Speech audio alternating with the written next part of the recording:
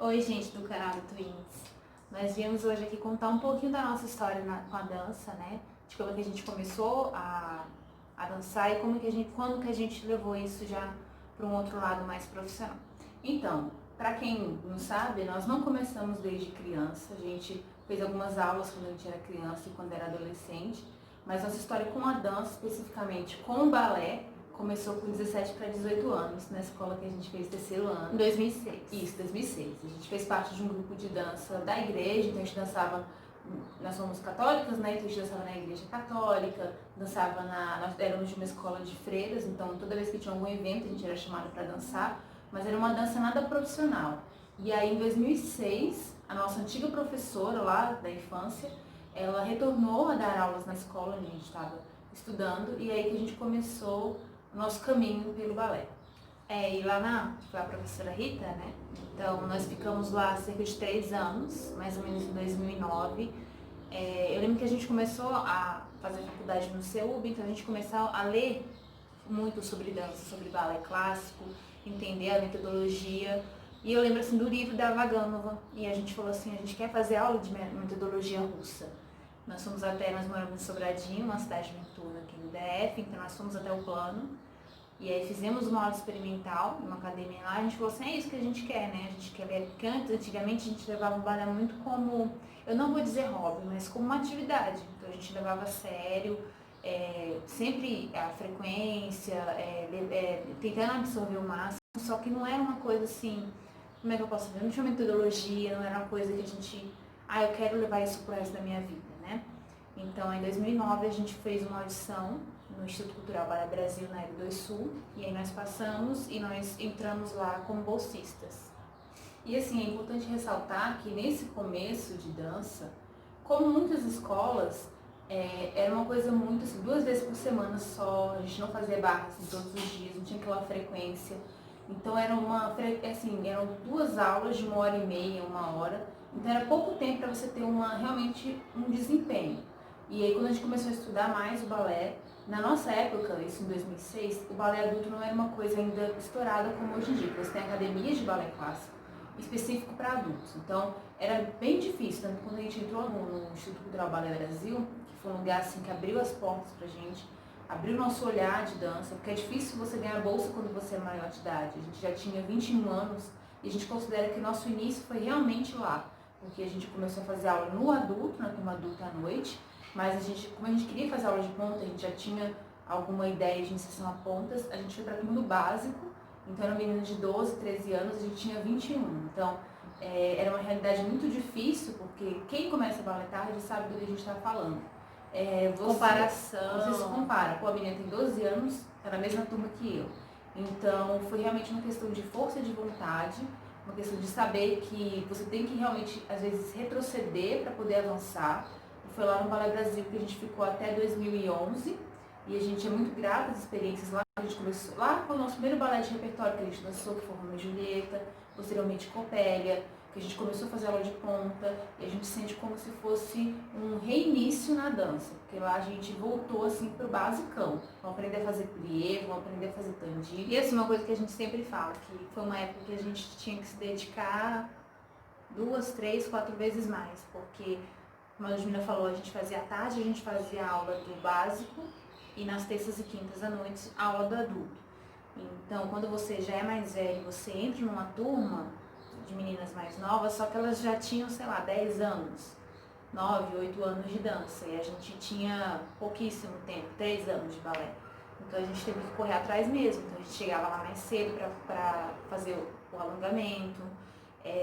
Todas as aulas a gente tentava absorver, a gente anotava muito todas as aulas que a gente fazia, a gente anotava, e aí a gente ficou lá até 2011. Em 2011 a gente foi a primeira vez no Seminário Internacional de Dança de Brasília, e que a gente considera isso também um marco, porque a gente falou, a gente quer conhecer outras coisas, quer saber o que é o balé para os outros, né, para as outras companhias lá fora e tudo mais.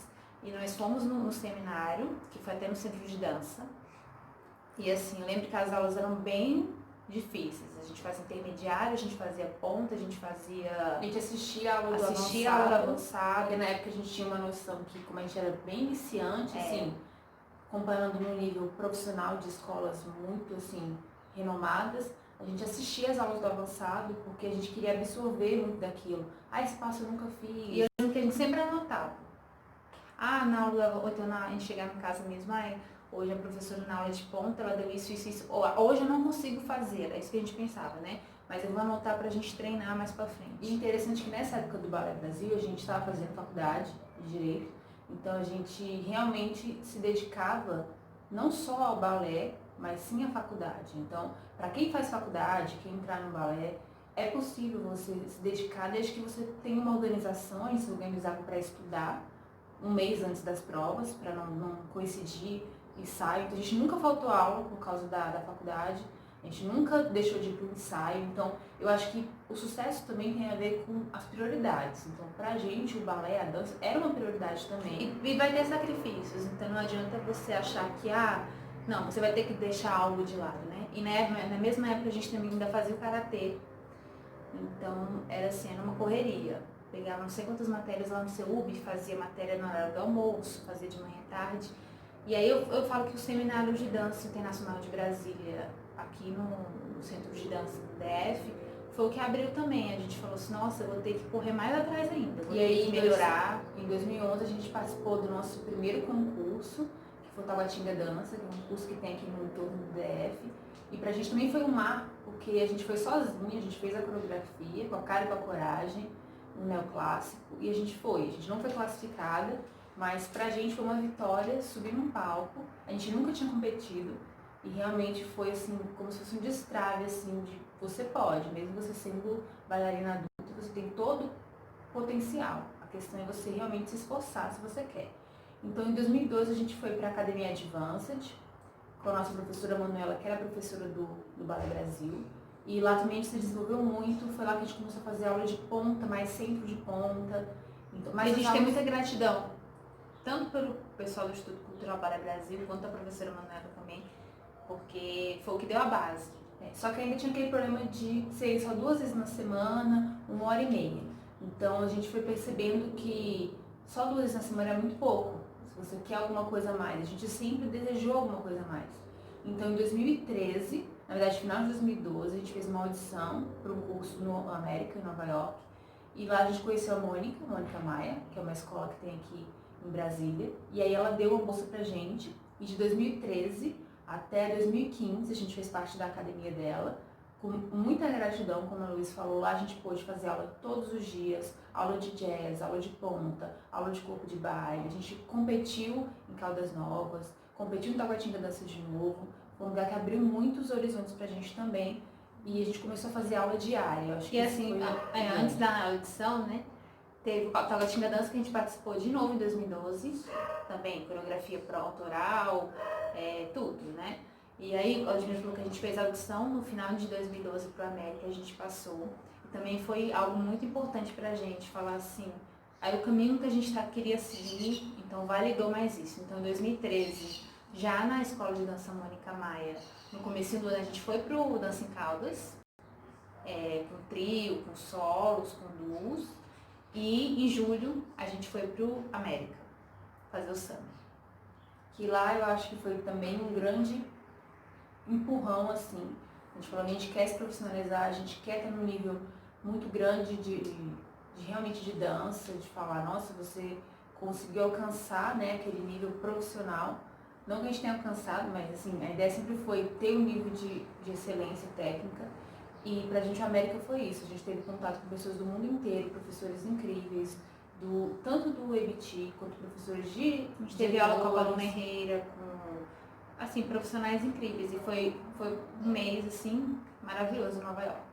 E aí, então, depois, 2013, né, 2014 a gente continuou lá também dançando, então era, ao mesmo tempo que a gente estava dançando, a gente já estava fazendo um outro curso também, no CEUP de design. Então a gente tentava conciliar, então às vezes era muito puxado, mas a gente nunca... E a gente estava estudando para a OAB também, na época. Então a gente nunca deixou o balé, então isso foi sempre muito importante pra gente. A gente sempre conciliou, a gente estudava muito, mas também nunca deixou de ir para as aulas, nunca deixou de ensaiar, porque pra gente sempre foi muito importante a dança, sempre teve um papel importante. Também sempre foi uma prioridade, como a Luiz